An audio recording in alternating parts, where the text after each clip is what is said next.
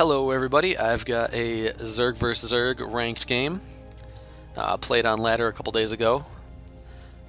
Played on Lost and Found. Is one of my more liked maps. I don't veto any maps in the ladder, but if I did veto maps, that would not be one of them.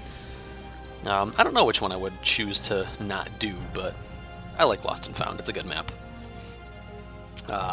So I used to think, actually, that ZvZ, and I think I might have mentioned this in one of my other videos, but ZvZ I used to think was my worst matchup by far, and I checked my ladder statistics earlier, and it turns out that that is not the case anymore. My worst matchup is Zerg vs. Terran now, and Zerg vs. Zerg is only slightly less win percentage than my Zerg vs. Protoss, which is kind of weird because I'm definitely not as confident in ZvZ as I am in ZvT or ZvP.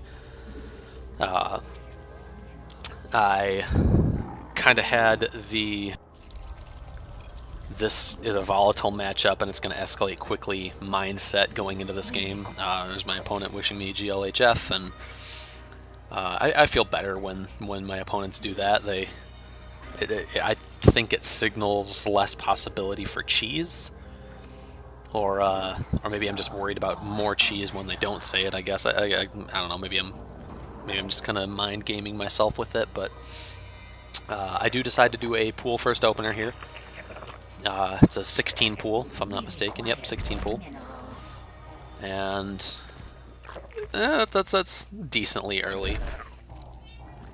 Hi, Stella. And I have been worried, I guess, over the past few ZvZs that I've had that my opponent's going to do pool first openers, and I'm not too keen on my reaction against those. I feel pretty weak to it, I guess, is what I'm getting at. I tend to underreact and then lose a bunch of workers to just early ling aggression, and it's not a good time. It's almost a guaranteed loss when just like 8 lings run into your base and you end up losing like 10 plus workers. It's terrible. But I put my hatchery down here at 127 and start to get my expansion up and running. Ling speed I will be getting as soon as I have 100 gas. I also spotted out on the minimap that his overlords are out, and they're just by coincidence kind of taking the same paths that mine are.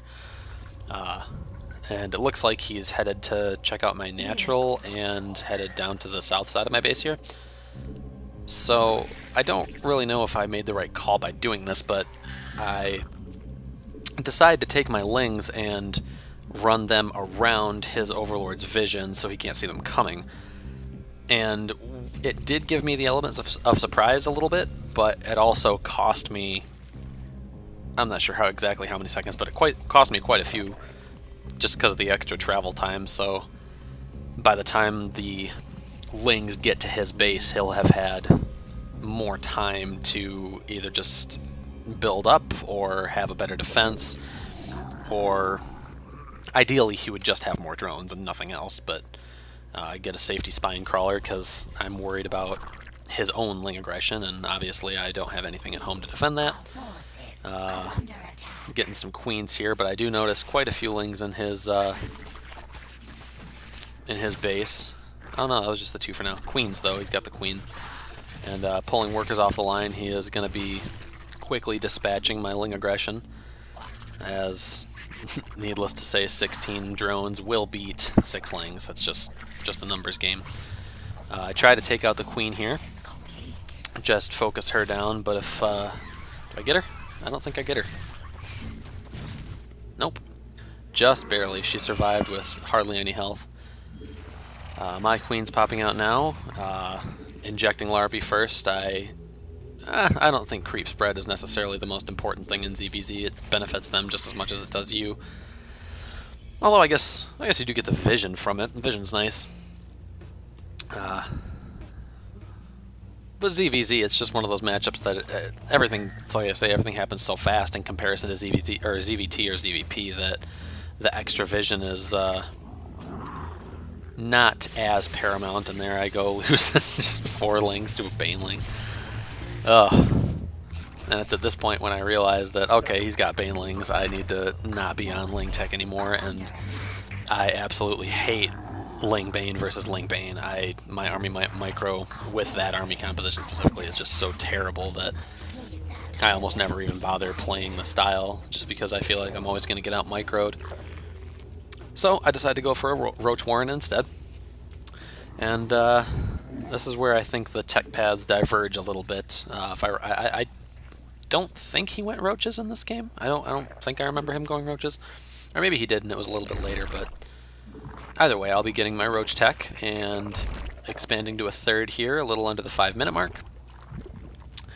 Roach Warren is complete, and I've almost got the lair done as well. I did note that he was making use of the Lingbane, and as soon as he did that, my mindset swung towards Roaches, and then from Roach tech kind of swung towards, I'm probably going to do some Muta play in this game. So I go for the Spire as soon as the lair comes online, and fill up the gases at my natural, and start to harvest that Vespian gas, just so I can make as many Mutas as I can as soon as the Spire finishes. And something that I've been noticing in ZvZ a lot is that quick Muta will win you a lot of games, especially if your opponent's not ready for it, because Mutalisks and Zerg v Zerg is just... it's a game changer, and a lot of times the game will be decided by which Zerg player gets to Mutas first. Which, not the best way to be, but at the same time it's a very lethal weapon if you get to it before your opponent.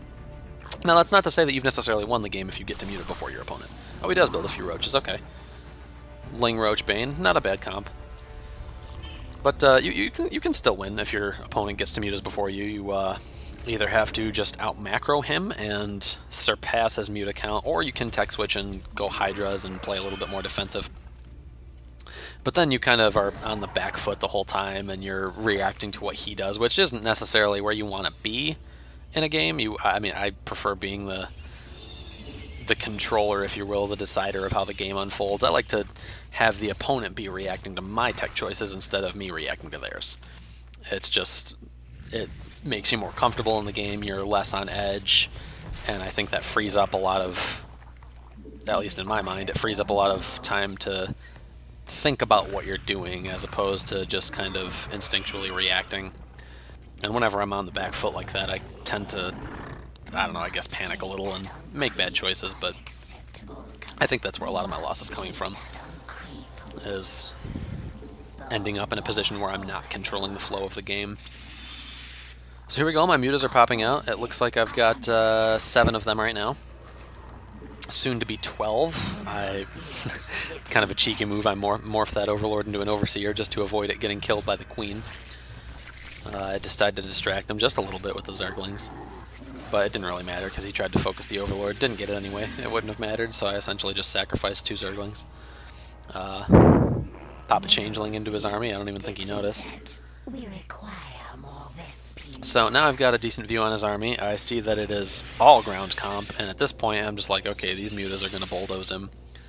So I start sending them flying across the map, swarming over them, and pretty soon this is going to be a very chaotic situation for my opponent, because he had never scouted this. He was not ready for Mutalisks. And here they are. I pick off some free Overlords, supply block him right away so he can't react, he can't build anything else, so he's got a couple Queens that can shoot up, and now I'm just wreaking havoc on his worker line and down to his natural line. He did have a Hydralisk Den, but I blocked it, and there's the victory. No GG from him.